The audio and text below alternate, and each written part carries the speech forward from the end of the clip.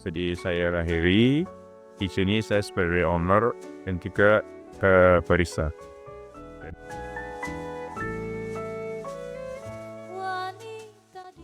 Jadi kalau untuk konsep penyeduhan di sini, kami menggunakan metode manual pouring atau seduh manual. Jadi untuk pembuatan minuman kopi tidak ada mesin pembuat kopi di sini. Kecuali untuk mesin filling ada. Cuman kalau untuk menyeduh kopi, kami tidak menggunakan mesin.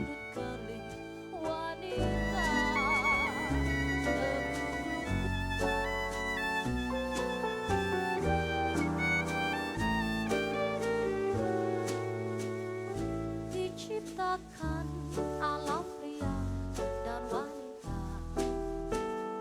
dua makhluk dalam asuhan dewata. Ditakdirkan bahwa pria berkuasa, adapun wanita lemah lembut manja. Wanita dijajah pria sejak dulu, dijadikan perhiasan sangkar madu. Namun ada kala pria tak berdaya, tekuk lutut di sudut keling wanita.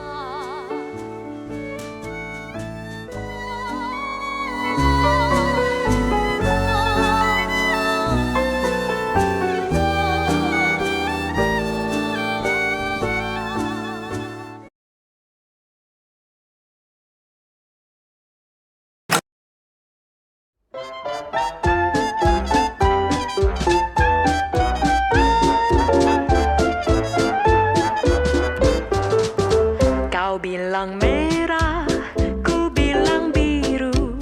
Seringkali pendapatku pendapatmu, begitu mudah untuk beradu.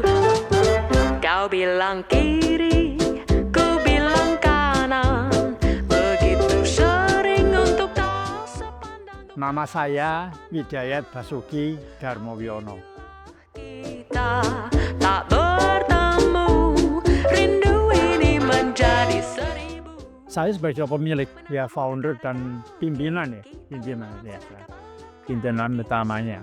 Coffee shopnya ya, itu berdirinya barusan sebenarnya tahun 2020.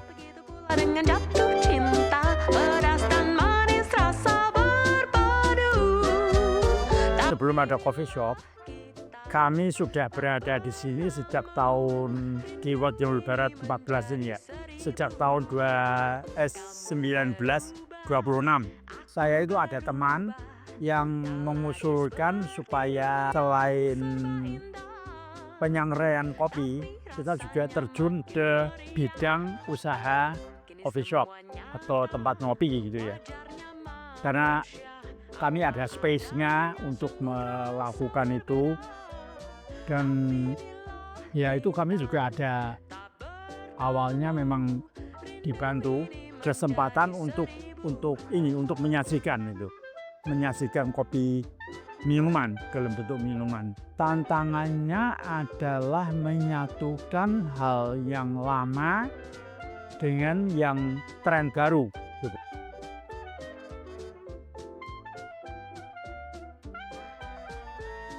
Keunikannya ambience-nya ya, jadi aura tempatnya itu satu.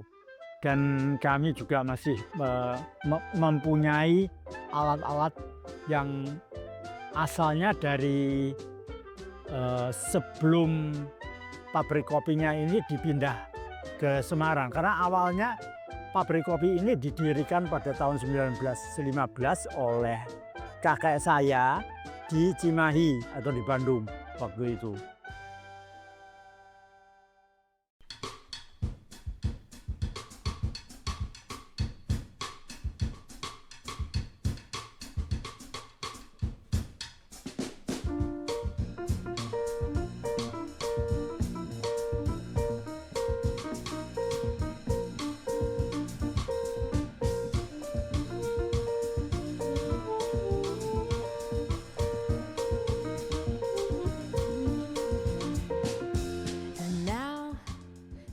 Jadi, coffee shop yang pertama ini tetap mempertahankan sistem tradisional yang mereka gunakan sejak 10 tahun yang lalu.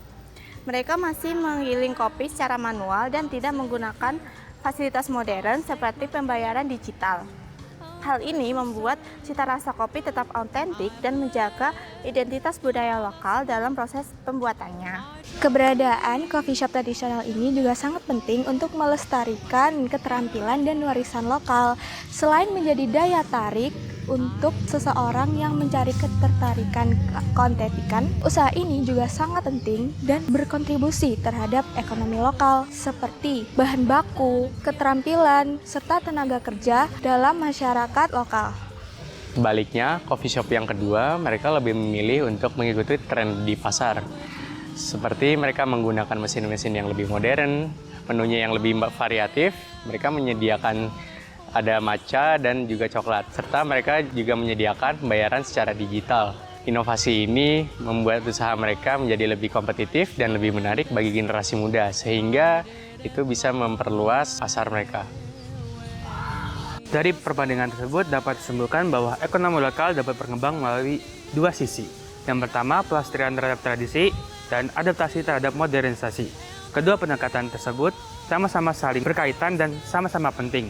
Namun kami berharap pemerintah dapat memberikan perhatian lebih melalui pelatihan UMKM, promosi UMKM, bantuan peralatan, dan kemudahan dalam surat perizinan agar baik maupun tradisional dan modern dapat berkembang lebih tinggi dan ekonomi lokal dapat maju berkeberlanjutan.